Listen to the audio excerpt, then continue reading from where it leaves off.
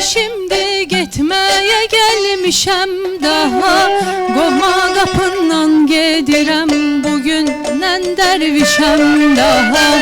Odunla çektim külümü, gedirəm tapıb ölümü, ver xirqəmi keşkülümü, bugündən dervişem daha.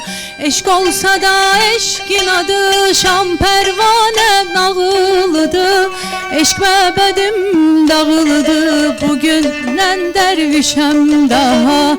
Eşq olsa da eşkin adı şam pervane nağılıdı, eşq məbədim dağılıdı, bugündən dervişem daha.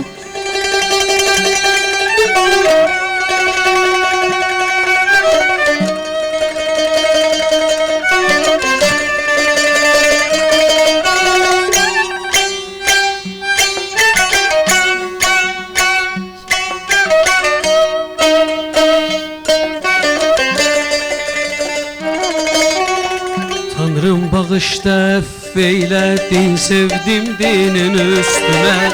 İlk bahar yağışı yağdı derdimin üstüne. Sen can üstə bir meleksen, hazıram yasın olmağa.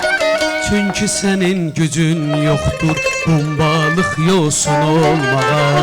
Yazda da payızam payız, üst başım duman buluttu.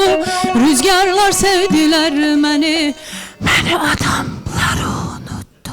Eşk olsa da eşkin adı şam pervane nağılıdı, eşk məbədim dağılıdı, bugündən dervişem daha. Eşk olsa da eşkin adı şam pervane nağılıdı, eşk məbədim dağılıdı, bugündən dervişem daha.